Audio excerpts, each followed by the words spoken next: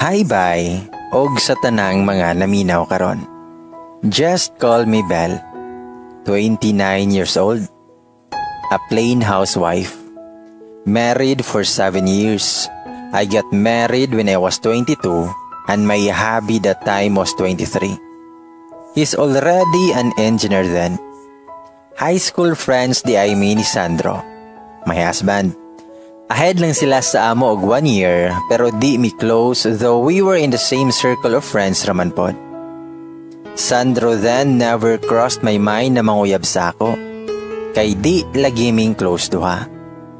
College mi atong nanguyab siya sa ako but I didn't mind him at all kay lagi friends rami. Then di pod ko sure if seryoso jud ba siya and at the same time parehas ming nag-eskwela pa. We were in different schools. I took a business course and him was engineering. Pero nauna ko graduate sa iya kay nag-nursing man siya for a year then nag-shift og engineering.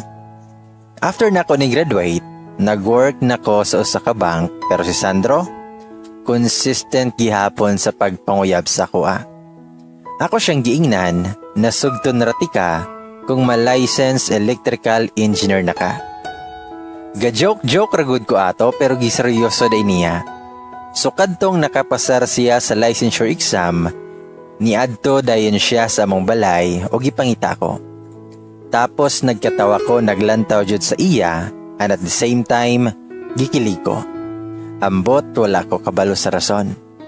Iya kong gisingil sa kong saad so kay wala man ko'y choice, nagkakami jud. Lipaya jud to niya ba? Our relationship went well. Makaingon jud ko nga happy ko.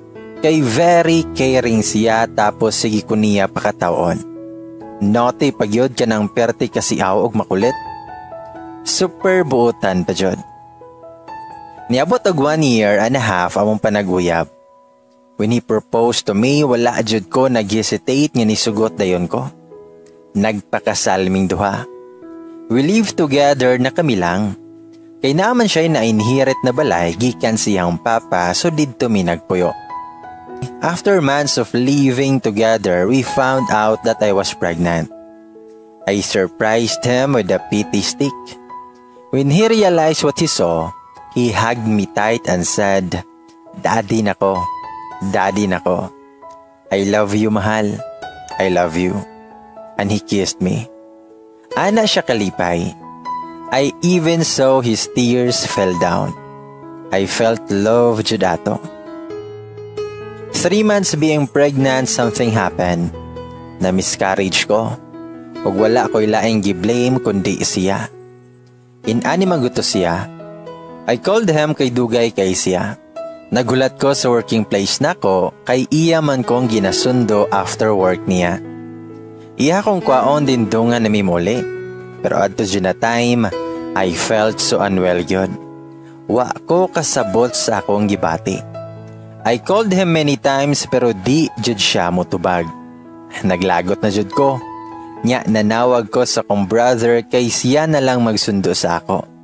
So nakauli na ko. Pagabot na ko wala siya. Nya nanawag ko siyang katrabaho kay basig overtime sila. Kani jud si Sandro di ni mag-overtime na di ko makahibaw kay mananghi jud ni siya para di ko magulatan niya. Since naworry na pud ko adto kay di man siya motubag tawagan. Akong gitawagan iyang katrabaho. Pagtubag sa pikas linya, perting banaa. Sos kay naa di ay sila sa bar. Grabe gyud nako kasuko biskan not feeling well pa kwadto. Ang Sandro po di ay ambot gauwag-uwag po di sa lain. Mo'y ingon siyang kauban. Wa na jud ko kaantos na labay na ko kong cellphone sa kasuko, nya ni kalitlag sakit akong tiyan. As in perting sakita jud kanang murag na ay gihugot sa ilawom. Moto nga daghan kaayong dugo ang nigawas. Gidali-dali og dala sa kong manghod na laki sa ospital. Nawala jud among baby.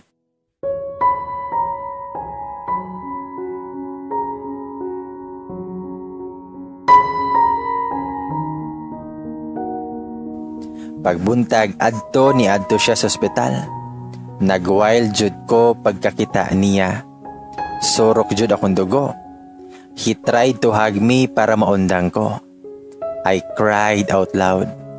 Gihimo na ko siyang pansyumbag niya sige siyag sorry na ko while naghilak.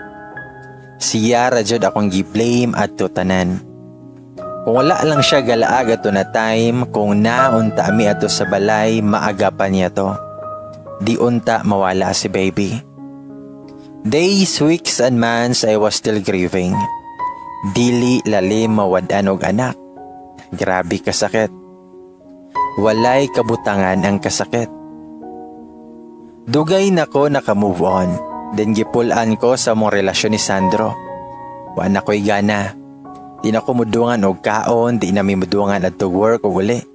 Di na ko mutapad og tulog niya kay siya jud akong gibasol sa tanan. He tried to reach me out. He tried to fix everything pero wala na gyud ko ganahe. Nag-explain siya sa ako about that night nga nahubog jud daw siya pero wala na ko'y pakialam. Until I had my decision. Nakigbuwag na ko sa iyaha. Wala siya misugot kay ma-fix lang lagi daw. Mag-hold lang mi sa usag-usa pero wala na ko naminaw niya. Niuli ko sa mua. My parents respected my decision. Wala sila nagbabag sa amo ni Sandro. But Sandro never gave up. Sige siyag adto sa amo sa balay para kwaon ko kay muuli daw mi sa amo pero ako misugot until si Papa na ang nagistorya sa iya na pasagdan sa daw ko kay libog pa kong utok. Tagaan sa daw kong oras. Sa mauto nga wala sa siya nagpakita sa ako. I treated him cold whenever he's in my vicinity kanang murag wala lang siya nag-exist. And then one day, a friend called me if interested ba daw ko mularga sa Singapore para mag-work. Naaman daw vacant ang embassy ng Pilipinas dito. Iyaha daw kong i-recommend since wala na ko'y trabaho adto na time kay after atong nahitabo, nag-resign ko. So I took the opportunity para makalayo na pod ko sa akong mga problema o kang Sandro pod. Basig didto na ko makamove on. So nag-process ko requirements. After nako na-fix ang tanan, I told Sandro about it. Not to ask for his permission but just to let him know. Wala siya ni sugot og nasuko siya. Giingnan nako siya na musugot ka o sa dili, di ko papugong sa imo. Nagpahibawor ako. Iya akong gigakos niya naghilak siya. He asked me nga, dili na ko ni love? I answered him back, nga love ka nako, pero di ko pa kaya. I let go of his arms kay kung dili jud ko kadayon. Ako lang gipugngan nga di ko kahilak. Lisod i-let go ang tao nga love jud nimo pero masakit kung di ka mag-move on. Para raman pud na sa imo. Sa mauto nga nilargan ako. Sa eroplano sige ko gilak. Wa ko kasabot og nagbasol ba kong gibiyaan ako siya. But I stood my decision. Niabot ko sa Singapore nga na I work na nagulat. 3 years akong contract dito. Until naka-adjust na ko sa akong life dito. Nakalimot ako gamay sa akong mga problema sa una pero never jud na ako nakalimtan si Sandro. I even got a text from him before I boarded the plane. Ingon siya, nga maghulat lang ko sa imo bahalag dugay. Kay ikaw radyod akong higugmaon, bisag mamatay nako. Ikaw lang, mahal. Ikaw lang. Please pag-amping biya diha. Kay kung maunsa ka, basig ikamatay na nako. I love you, Isabel. Take care. Mao nang rason nga no perti na kong hilak sa eroplano. So I go on with my life. I move on from my past. 3 years went so fast. Niuli ko sa Pilipinas. Luckily ang akong gilikayang makitaan kay wala. Si Sandro. Adto daw siya sa Dubai, nag-vacation sa iyang igsuo na nagsital na dadto. 3 months daw siya dito. Naka-leave di ay siya sa work. My vacation here was fun. Laag dito, laag dere. Bisag asa na lang ko mahagad sa akong mga friends. I can say na happy ko pero there was a part of me na naay gusto makitaan pero para nako sakto rapod og di sa mi makita. After 2 weeks of staying here sa Pinas, I received an overseas call. I immediately answered it kay basin niya akong boss. Pag-answer na ko, I heard a very familiar voice. The voice that I longed to hear for a long time. It was Sandro. I closed my eyes and I stopped myself not to cry. I remained calm and the conversation was, ingon siya, "Ngahay, kumusta na? Nakauli na day ka?" Mitubag ko, "Yes. 2 weeks ago. Okay ra ko. Ikaw?" Mitubag siya, okay na. Okay na nga nadunggan ako imong tingog." Then na ay pila ka seconds of silence. Then mingon siya, "When ka balik dito?" Timing pod nga na ako diri sa Dubai. Sa June pa ko makabalik sa Pinas. Mitubag ko, napa ko'y 2 weeks diri. Then after, mobalik kradayon ko. Then mingon siya, nga another contract na pod. Mitubag ko, yes. Then mingon siya, "Isabel, mahal." Then naa na say silence. How I miss his endearment. I close my eyes, mitubag. Nga and mingon siya, "Napa ka? Di man ka mo tingog." Mitubag ko niya, nga naara ko. Ug mingon siya, nga I missed you, mahal. Then naa na say silence. Mitubag ko, nga I miss you pod, Sandro. Ug mingon siya, nga I love you, Isabel. Ikaw ra jud og walay lain. I couldn't endure what I have felt. I covered my mouth for him not to have an idea that I cried. Silence was in between. Umingon siya, "It's okay, mahal, kung walay I love you too. I understand. Sige, pahulay na diha kay I know 11:00 na diha.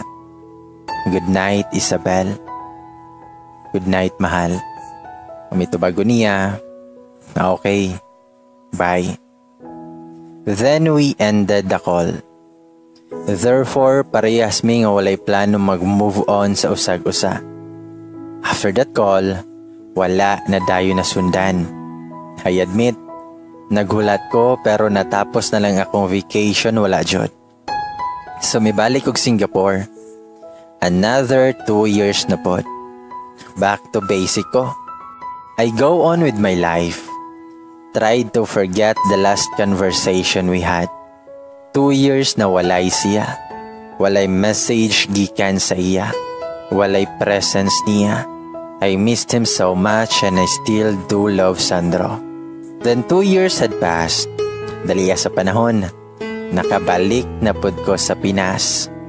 And I expected na magkita na jud me. Then after days since I arrived, someone texted me. It was Sam asking, nga, "Hi, musta? Pwede ko mo bisita sa inyo?" Then I replied, nga pwede man, with smiley emoji. Wala ray 5 minutes na andadayon siya. Hastang dalia. Naglupad siguro. Napansin ko nga naay nagsigig pip sa gawa sa among gate. Diniana si mama sa akong sister na ablihan daw ang gate kay naa si Sandro. I was surprised. How did mama know na si Sandro to? But I pretended na wala kadungog. Akong gipangutana akong mama, "Kinsa na ma?" Mitubag akong mama nga si Sandro. Then mitubag ko, "Really? Na siya'y car?" Then mitubag akong mama, "Oo, kwartahan na imong bana. Nagkinaogalingong negosyo na." Wala na ko nitubay man. Wala man po ko'y pakialam kung dato na kay siya. Anyways, pagsulod niya sa mong sala, wala ko katingog. Nausab na ang unggoy. Oranggutan na. Shucks. Kapugi na Lami kay Jackson, kung kahibaw pa lang siya kung unsa kamingaw na wala siya. Ambot lang, pero namugong ko. Di na yun siya basta-basta Ako na'y maulaw. Sandro and I had a light conversation until someone called him through phone and he needed to go. I was a bit sad. I wanted to be with him much longer, but I can't. Lisod pod ako siyang pugngan. So nilakaw na siya. He even said na if di ko busy, basig pwede daw ko niya ilaag. I answered him yes. Wala, Joy, pakipot ba? Then pagka dinner time, nangutana akong papa about kang Sandro. Mingon akong papa, niyari di ay si Sandro ganina? Ito baga akong mama, nga oo, si Isabel ang tuyo. Nilantaw sa ako si papa og miingon, nga I was the one who called Sandro. I didn't know na niyari di siya. We have a business together. He has a big part of it actually. Mong sige ming magkuyog. Don't you know that Sandro never missed a day visiting here? Aside if he's out of town, we even invited him for dinners and lunch during weekdays. Nasyak ko og miingon, really? I didn't know. Ito ba kong papa, nga Sandro never changed his treatment sa amo nak. He still treat us as his own parents. You know? He grew up na walay parents nga nagatiman sa iya. Only his lola. But he's better than before. Sandro is a good manak. You're still the one he loves. I didn't tell you this para mapugos ka sa iya, but I'm just telling you how Sandro was when you left. Moto nga nakahilak jud ko og mingon. Nga I don't know pa. I don't know. Then mingon akong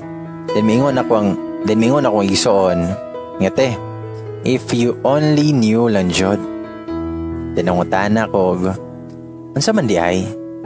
Mitubag akong mama, nga he attempted suicide na.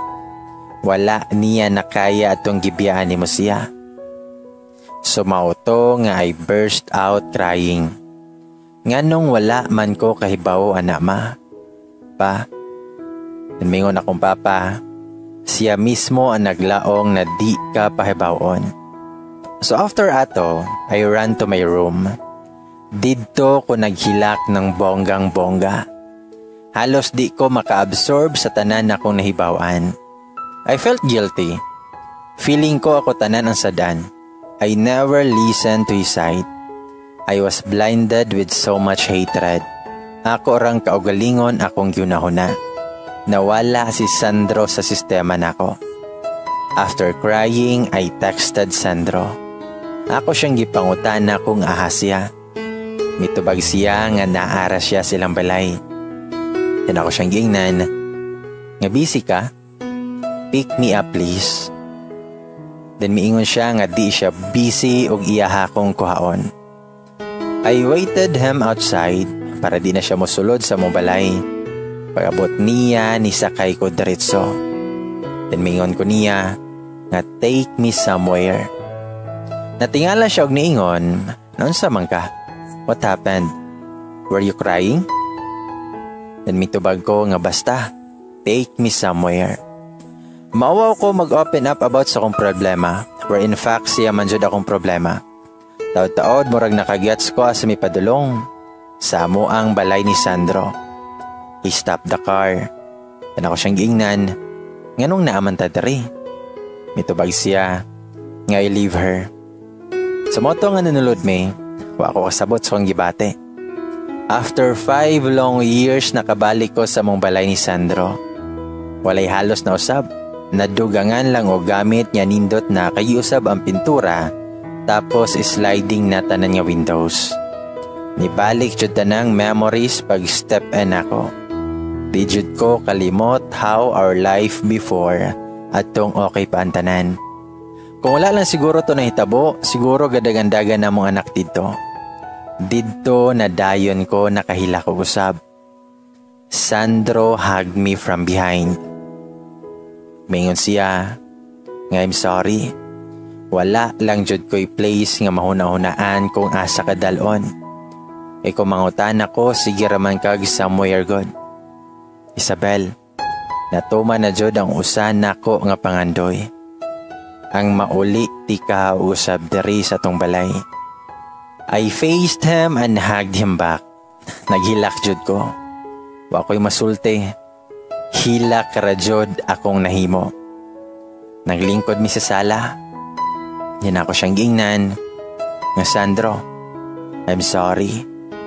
I'm sorry, Jod. Papa told me everything. I'm sorry, Sandro.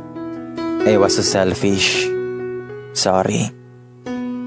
Mingon siya nga I forgave you already. I know nga naapod ko'y sayo. Pero tapos na to. Let's just leave it in the past. Yun ako siyang giingnan. Nga Sandro, do you still love me?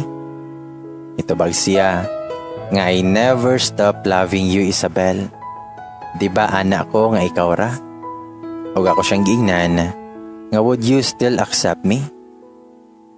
Itubag siya, why wouldn't I? You are still my wife. I still love you, mahal. Sumoto nga I kissed him. I'm happy. I really am. Dan ako siyang giingnan. Mahal, I love you. Nahila ka? Namitubag siya. Nga mahal, natuman na jud akong mga giampo. Nibalik na ka sa kuha. Mahal, ayaw na ko biyaya. Please di na ko makaya. Mitubag ko niya nga dili na mahal. Dili na. After that, we had our sweet moments together. Sandro is still Sandro. He makes me laugh, he always make me happy, and he always give me reason to love him more. After all the kadramahan had happened, I decided not to continue to work abroad. I only want to be with Sandro for the rest of my life. We live together again. Naanapod may baby boy and I am pregnant again sa mong second child. Kugihan pod lagi siya ba? Sandro is a cool dad. He's still witty and funny. Actually, mas kulit pa siya sa mong baby Elijah. Sandro and I have been to a tough times of our lives. We never imagined how our life would be kung wala mi nagbalik. Sa karon, makaingon jud ko nga katong nahitabo nahimong lesson to para sa mo. That whatever it take, we still stick for each other. We still be strong for our family, especially to our children. I have no regrets when I chose to stay with Sandro because everything filled with pure bliss. To Sandro, mahal, I made this confession not to gain any from the listeners, but for them to know how blessed I am of having you in my life. Thank you for not giving up on me, for giving me so much joy, for being a caring and loving dad and so thoughtful to me. I love you so much, mahal. Continue being so witty and funny. It lights up my day. And mahal, please do all the household and precise para di ta si balik-balik. Kapoy biya mahal. And please, di sigig arte-arte kung magpop si Elijah ha. Nawong nimo kay di jud maporma mahal. Thank you for everything and loving me. As more than anything, I love you, Sandro. Bahog ilok. Bitaw, I love you kayo. Ladies and boys, mao kana ang confession ni Isabel. Og dungan tag-ingon nga sana all na ay come back.